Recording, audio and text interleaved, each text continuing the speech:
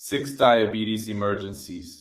In this video, I'll explain what these emergencies are, when you should be concerned and what to do, how to prevent them, and also how to respond if you or a family member or friend is experiencing one of these emergencies. It's crucial that you know the correct way to act in these situations because it can be life-saving.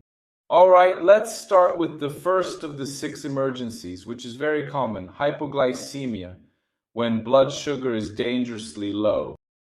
But when exactly is blood sugar considered too low? If the level is below 70 milligrams per deciliter, or if you're in a country that uses millimoles per liter, it would be less than 9 mmol/L. When you have one of these values or lower, it indicates a potentially very serious situation, which is hypoglycemia. So how do you recognize hypoglycemia? What are the signs and symptoms of this medical emergency? That's right, hypoglycemia is no joke. It's not normal and needs to be treated. But what are the signs and symptoms? Tremors, palpitations. Many patients say it feels like their heart is in their throat. Sweating, chills, mental confusion, and in some cases, seizures or even coma. A person might faint, so it's a very serious condition. And I want you to know 2 things. First, when you're experiencing these signs and symptoms, you should consume some carbohydrates. But how much and in what form? Preferably 15 g of carbohydrates. Now, I know you're probably wondering what that amount looks like. It's about a tablespoon, okay? So I'm going to talk about spoons here because it's easier to understand. A tablespoon of sugar or honey, some type of simple carbohydrate that you can consume quickly to raise your blood sugar level. That's right, that's the recommendation. Don't be alarmed because when we're faced with this situation, we want to reverse it quickly as possible so you don't experience these symptoms or have a seizure, for example. We're concerned about this and aim to improve blood sugar levels. There's also another problem with hyperglycemia because when your body experiences low glucose levels, to try and improve this situation, your system increases the production of cortisol and adrenaline. So, why is this particularly dangerous for people with diabetes? During one of these adrenaline spikes, your heart starts beating faster, which we've already noted as one of the symptoms. And if you're already predisposed, this could potentially trigger a heart attack. That's why it's crucial to treat it quickly. If you don't have sugar packets on hand or any food containing glucose that your body can quickly absorb, you can opt for a drink, like orange juice, for example, which contains carbohydrates and is also beneficial. There are some situations where people might suggest candy. I don't recommend candy, okay? Only as an absolute last resort if you have nothing else available. Ideally, avoid candy during hypoglycemia. Why? Because you could choke and end up with another emergency, okay? So preferably avoid candy. I also want to point out that as you experience hypoglycemia over time, your body gets used to it, so you'll have fewer symptoms. For example, many people, when they first experience it at 65 or 60 mg/dL, they already have these symptoms I mentioned. But over the years, it's common for diabetics to have no symptoms at these levels. This becomes increasingly dangerous, okay? That's why it's important for you to know it's not normal and to keep track of it. Besides correcting it, you should write down when it happens and also note the circumstances under which you had hypoglycemia. For example, I saw a patient last week who had hypoglycemia, experienced these signs and symptoms, and he wrote it down, but it was because he had been fasting. He went on a trip, got stuck in traffic, wasn't prepared, and ended up having a hypoglycemic episode. Well, in this case, we know the cause and we're going to address it. As a basic precaution, you should always carry a packet of honey with you to quickly correct your blood sugar levels. If you encounter a situation beyond your control, like unexpected traffic, where a usual 15-minute trip home suddenly takes 2 hours due to road closures, that's an exception. We'll make adjustments to handle such situations in the future. Now, if you don't know the cause or you're experiencing frequent hypoglycemic episodes, It means your treatment plan needs adjustment. You should document these incidents so your doctor has the necessary information. Often when I see diabetic patients, they tell me, "Oh, I had some low blood sugar episodes, but I didn't write them down, so I'm not sure about the details." Sometimes I think that when this happens, it's really bad for you because we doctors feel helpless as we can't act in the best way possible. So it's crucial for your well-being that you note down the circumstances. Keep a diary or a small notebook and always jot down what happened, for example.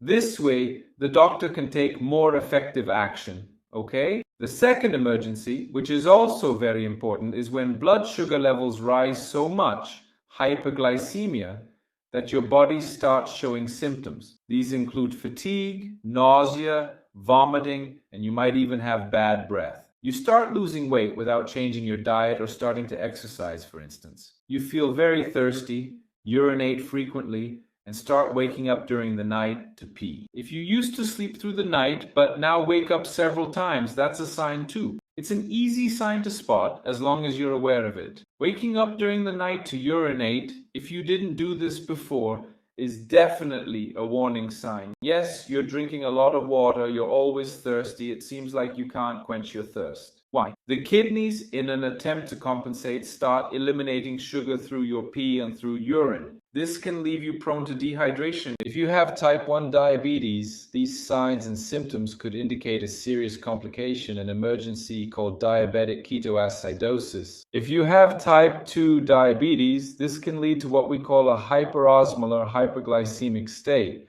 which is also a serious complication of type 2 diabetes. I want to emphasize two important points for you to remember if you suspect you're in one of these situations. First, these conditions have a very high mortality rate, so you shouldn't wait. You need to go to the emergency room or hospital immediately. The second recommendation, which is equally important and could even save your life, is to stay hydrated.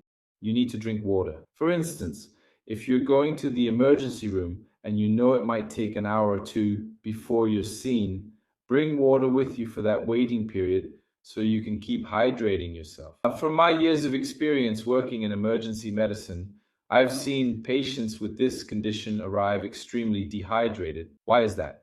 You've seen how the kidneys try to compensate by flushing out sugar through urine. This leads to severe dehydration in the person. The rate of dehydration in diabetics with these complications is extremely high. If you've been staying hydrated, you'll be in a much better state when you arrive. Just by following this advice, you'll have a much better chance of recovering more quickly. So remember, hydration is key. Bring water with you on your way to the hospital. The third complication of diabetes, which occurs with elevated blood sugar levels, is diabetic retinopathy. If left untreated, it can even lead to blindness. It causes damage to the retina due to diabetes. I want you to pay close attention to something. More importantly, while I mentioned two things for the others, here I'm going to emphasize one crucial point. Even if you don't have any visual symptoms like blurred vision, changes in eyesight, or if you're not seeing flashes of light, for example, if you're a type 2 diabetic, you should get this exam done right at the time of diagnosis. If you haven't done it yet, talk to your doctor about ordering this essential test. Every type 2 diabetic should have a fundus exam or fundoscopy at diagnosis to check for diabetic retinopathy. If you have type 1 diabetes, you should get this test 5 years after your diagnosis. After you've had this initial test, if you have type 2 diabetes, for instance, you'll have follow-ups based on the results. There are cases where the patient will have it done after a year. Other patients should have it after 2 years. So you need to see how this exam is going. But remember, you have to do at least the fundus exam or fundoscopy to evaluate this retinal issue. It's very important because this can prevent any changes from progressing or you having a complication like retinal detachment, for example, or even vision loss. This is very important, okay? And I see in practice, talking to patients, that many have never had this exam, which is a very, very serious situation and really needs attention, all right? So, have you ever had the exam to check if you have any vision complications due to diabetes? Or have you never had it? Have you ever heard someone say they don't have any vision changes because they don't have symptoms? Well, now you know better. Often the first symptom can be a serious change, okay? you definitely need to get an eye exam. And number 4, the fourth medical emergency is cardiovascular emergencies such as heart attacks and strokes, also known as CVAs or cerebral strokes. I want you to know that to avoid these complications, you need to be careful with your blood pressure levels. Do you know what your blood pressure is? If you're diabetic, you should have regular blood pressure checks. Take a measurement once a week. In a week, you should do 2 or 3 measurements. This is very important for your doctor to be able to monitor and control it, all right? What would be a good blood pressure value for most diabetics? 120 over 80 millimeters of mercury would be a good value. How's your blood pressure? Do you know? If you're diabetic, it's also very important that you take care of your cholesterol. We know that cholesterol levels should be individualized. Each person will have their own ideal LDL level, but if you have diabetes, your target value should be a bit lower than for people without diabetes. It's crucial that you understand this.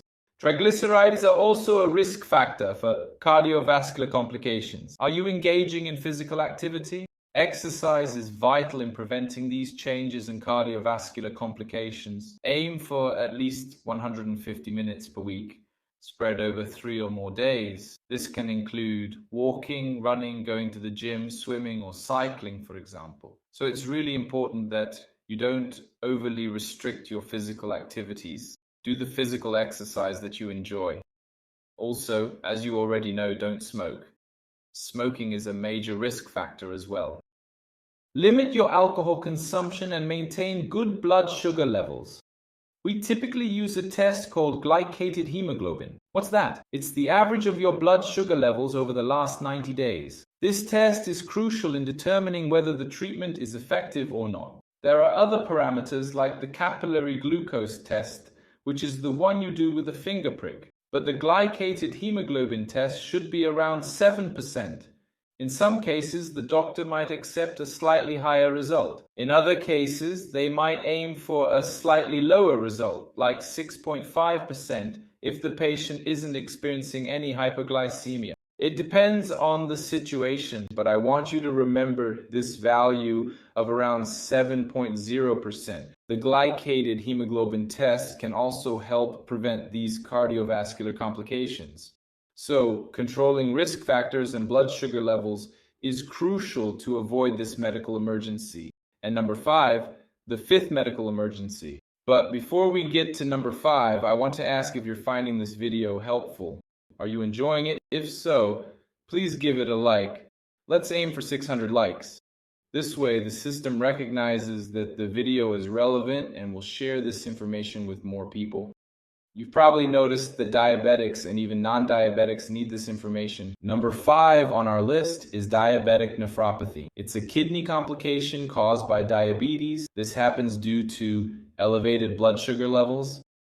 There's a statistic from the United States that says for every 3 diabetics, the 1st of May develop diabetic nephropathy. So it's crucial that you not only pay attention to the signs and symptoms, but also get screened regularly. ELISA researches to determine if you have kidney changes due to diabetes. What are the signs and symptoms you should look out for? Changes in urine, for example. Is your urine foamy? Are you feeling more bloated than usual? How about your legs? Did you not have swelling before? Have you started to feel swollen, itching, nausea, vomiting, changes in appetite, cramps, muscle spasms? Why does this happen? When we have kidney issues, potassium can build up in our blood. This condition is called hyperkalemia, and you can experience cramps because of it. So let's talk about changes in blood pressure. Have you been experiencing high blood pressure? Or is your blood pressure rising higher than normal? We also need to evaluate if this isn't a symptom of kidney changes related to diabetic nephropathy. I want to emphasize here that just like eye exams, every diabetic needs to have their kidneys examined. I'm going to highlight 2 tests here that are extremely important. The first is creatinine, which measures kidney function. Usually everyone gets this creatinine test done. The second test, which is also very important, is one that many diabetics have never had. It's common for me to talk to patients who've had diabetes for 10 or 20 years and have never done this test. It's the test to check if you have albumin in your urine, using a single urine sample, just a simple one. If the doctor requests a test for albumin and creatinine in the urine, we can establish a relationship and determine if the kidneys are losing proteins, which could indicate diabetic nephropathy. These two tests are crucial for monitoring people with diabetes. For type 2 diabetes, at the time of diagnosis, the doctor needs to check the patient's urine and creatinine levels to assess kidney function. For type 1 diabetes, this is done 5 years after diagnosis. The frequency of these follow-up tests may vary depending on the results. They can be done annually or every 2 years. Other tests can also be used, such as the 24-hour protein urine test, where you take a container home and collect your urine for 24 hours, and the lab can analyze how much protein is in your urine over that period. This test might also be requested. In this case, I'll highlight these two main screening tests. Even if you don't have the signs and symptoms I mentioned, diabetics need to undergo this screening, given the high frequency of kidney disease. Number 6, extremely common, diabetic neuropathy. Changes in the nerves due to increased blood sugar levels. What are the signs and symptoms of diabetic neuropathy? Keep in mind that statistics from the United States show that 1 out of every 2 diabetics may have neuropathy. That's 50%. You see, it's really extremely common. So changes in sensitivity, burning sensations in the legs, and when going to bed. Many patients even report sensitivity to bed sheets or burning sensations or numbness. Decreased sensitivity. You start to lose feeling in specific areas of your legs and feet. It's very important that your doctor performs an evaluation in their office. Have you had your feet examined? So ask your doctor. Talk to them about it. There's a test using a device called a monofilament that the doctor can use to determine this, and they can even investigate with more detailed tests. Have you heard of diabetic foot? What exactly is diabetic foot? With the decrease in sensitivity and other changes caused by diabetes, such as a reduced ability to fight infections, you may develop wounds that can become infected. You'll have more difficulty healing, and this can lead to a more serious infection. So make sure to examine your feet for any cracks or fissures. These can be entry points for infections. If you have diabetes, I strongly recommend watching this video. In it, I explain tips on how you can better control your blood sugar levels. As you've seen, uncontrolled blood sugar levels can lead to serious complications. So please watch this video. I'm sure it'll be helpful as it contains a lot of scientific evidence about diabetes. Take care and see you next time.